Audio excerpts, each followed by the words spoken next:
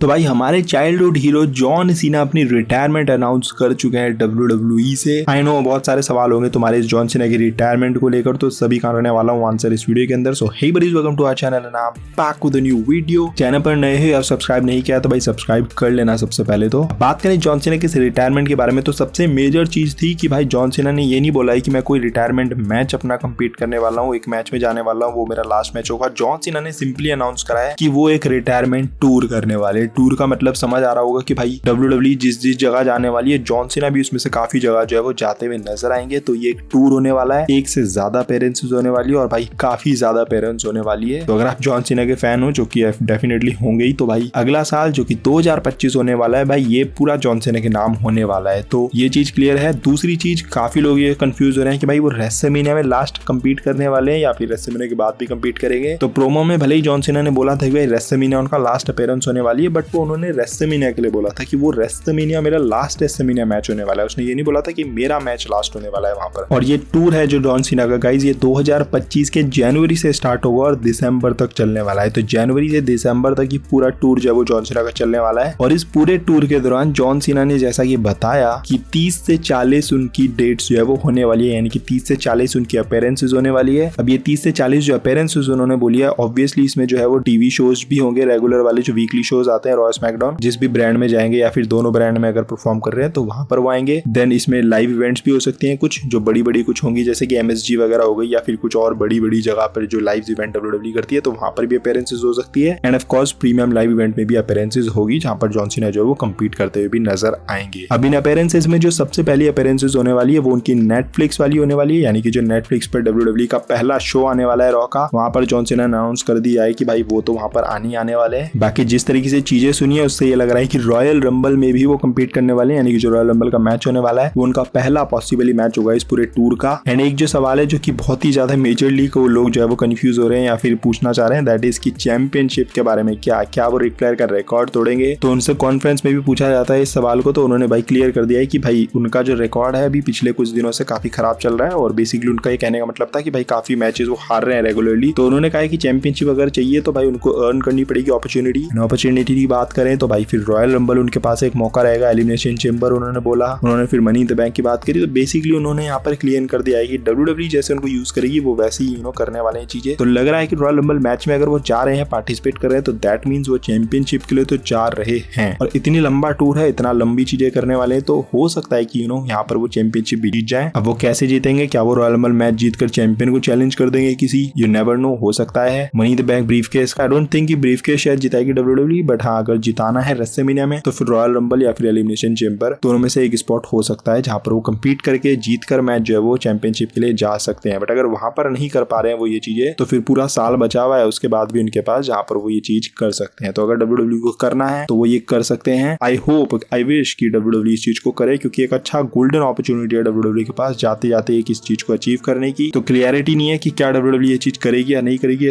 पूरी चीजें जो है वो डिपेंड करेगी ट्रिपल एच के ऊपर। जॉन सीना के तो बातों से साफ क्लियर है कि भाई उनको कोई दिक्कत नहीं है ये चीज करने में, तो अब ट्रिपल एच के ऊपर है कि क्या वो ये चीज करना चाहते हैं या फिर नहीं। I hope and I think अभी ट्रिपल एच ने ये चीजें नहीं सोची होगी। वो टूर जब चलेगा, जैसे चलने वाला है, उस वक्त जैसे जैसे स्पॉट्स मिलेंगे, जैसी जैसी चीजें चल रही होंगी, जो स्टोरी लाइन चल रही होगी, उसके हिसाब से अगर कहीं ऐसा मौका आता है जहां पर जॉन सीना को चैंपियनशिप वो जिता सकते हैं, जो बिजनेस के लिए उस पॉइंट पे अच्छा होगा, तो वो मुझे नहीं लगता है कि पीछे हटेंगे, फिर वो ये चीज कर सकते हैं। बट हाँ, ऐसा नहीं है कि वो जानबूझकर क्रिएट करेंगे ये मौका, ऐसा भी नहीं लग रहा है मुझे। तो let's see down the road क्या वो मौका बन पाता है सीना के लिए या फिर नहीं, वो तो आई गेस की किस्मत बताएगी और हम फैंस के लिए भी एक अच्छा मौका मिल जाएगा अगर ऐसा कुछ हो पाता है। रही बात किन किन को वो फेस करने वाले, तो भाई उनके लिए तो ओपोनेंट्स की कमी नहीं है मेरे हिसाब से। अभी भी बहुत सारे ऐसे मैचेस है जो फैंस चाहते हैं। पुराने टाइम से अगर फैंस को कोई मैच देखना होगा तो रैंडी ऑर्टन एक परफेक्ट ओपोनेंट है। कोडी रोड्स के साथ WWE जा सकती है, चैंपियनशिप भी है कोडी रोड्स के पास। तो यू नेवर नो, क्या पता रॉयल रंबल मैच जीत जाए, कोडी रोड्स को चैलेंज कर दें। तो कोडी रोड्स के साथ भी उनकी अगर फ्यूड होती है तो वो भी काफी टॉप रहेगी, क्योंकि कोडी रोड्स WWE के टॉप गए आज की डेट में। तो WWE चाहेगी कि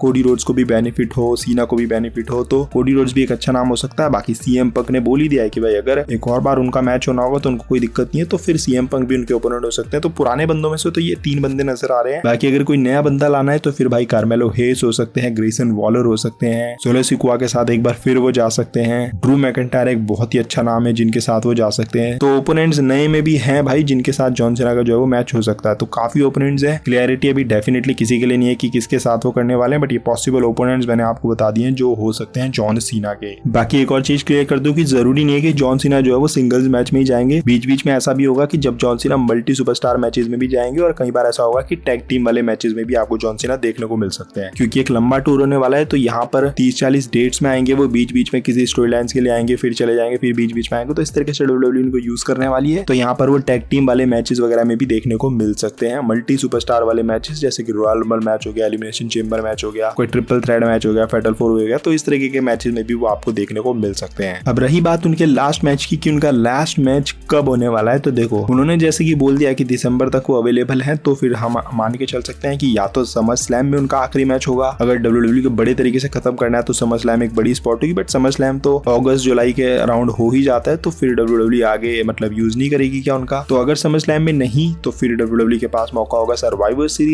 सीरीज में WWE इनका लास्ट मैच करवा सकती है। सर्वाइवर सीरीज काफी ज्यादा ट्रेडिशनल प्रीमियम लाइव इवेंट है, तो वहां पर उनका अगर चैप्टर एंड हो तो फिर वो भी कोई दिक्कत वाली बात नहीं है। या फिर WWE कोई सऊदी का इवेंट या फिर कोई बाहर का कोई इवेंट हो इंटरनेशनल, वहां पर WWE उनकी लास्ट अपीयरेंस या फिर लास्ट मैच उनका करा सकती है। अब रही बात की क्या इसके बाद जॉन सीना नहीं आएंगे, जो कि काफी लोगों के माइंड में कंफ्यूजन है कि भाई क्या ये टूर के बाद जॉन सीना कभी देखने को नहीं मिलेंगे WWE के अंदर। तो देखो जॉन सीना या कोई भी सुपरस्टार जब WWE के अंदर एक बार साइन हो जाता है ना और वो चल जाता है, तो फिर वो दोबारा ऐसा नहीं आप बोल सकते कि ये कभी आएगा ही नहीं, क्योंकि वो फ्यूचर में आना ही आना है, चाहे वो एक अपीयरेंस के लिए आए चाहे वो मैच के लिए आए, कभी भी कैसे भी WWE उसको यूज कर सकती है। अभी WWE टूर में बोल रही है कि जॉन सीना इसके बाद कंपीट नहीं करेंगे, बट यू नेवर नो भाई, अगर 2 साल के बाद कोई ऐसी स्टिपुलेशन या कुछ ऐसी चीज क्रिएट हो जाती है तो जॉन सीना मैच भी कंपीट कर सकते हैं। भाई स्टोन कोल्ड भी आया ना इतने सालों के बाद, रॉक भी आया ना इतने सालों के बाद, तो ना तो कभी नहीं कह सकते हम किसी भी चीज के लिए WWE में लाइक दे से कि नेवर से नेवर, तो नेवर तो कभी नहीं बोल सकते, कभी भी कंपीट कर सकते हैं वो फ्यूचर में, बट वो फ्यूचर की बात है। बट हाँ इतना क्लियर है, जॉन सीना ने अपने पोस्ट शो में भी बोला कि भाई जो इनकी जो ड्रेस होने वाली है, जो बेसिकली वो अपना शॉर्ट्स और वो जो टी शर्ट्स वगैरह पहन कर आते हैं वो पहन कर नहीं आएंगे। उसके बाद जब वो आएंगे तो वो सूट्स वगैरह में आया करेंगे। तो ऐसे ही मेरे हिसाब से होगी चीजें, जैसे अब तो जब भी वो अपीयरेंस के लिए आते हैं, चाहे वो मैच के लिए भी ना आए, तब भी वो अपनी उसी ड्रेस में आते हैं, अपनी उसी रिंग गियर में आते हैं। बट अब 2025 के बाद जब भी वो अपीयरेंस वगैरह करने आया करेंगे कोई, तो वो ये अपने जो रिंग गियर है इसमें नहीं आया करेंगे, तब वो अपने सूट वगैरह में या नॉर्मल कपड़ों वगैरह में आया करेंगे, जो कि वैसे मैं पर्सनली चाहता हूँ यार जॉन सीना को उन नॉर्मल कपड़ों में भी देखना रिंग में, क्योंकि ठीक है यार मतलब अच्छा लगता है उनको वो रिंग वेयर में देखना, बट मैं ये भी चाहता हूँ कि भाई वो सूट वूट पहन कर आए, बंठन कर आए, तो थोड़ा सा वो भी मजा आएगा देखने में। बाकी मैचेस वो अपीयरेंस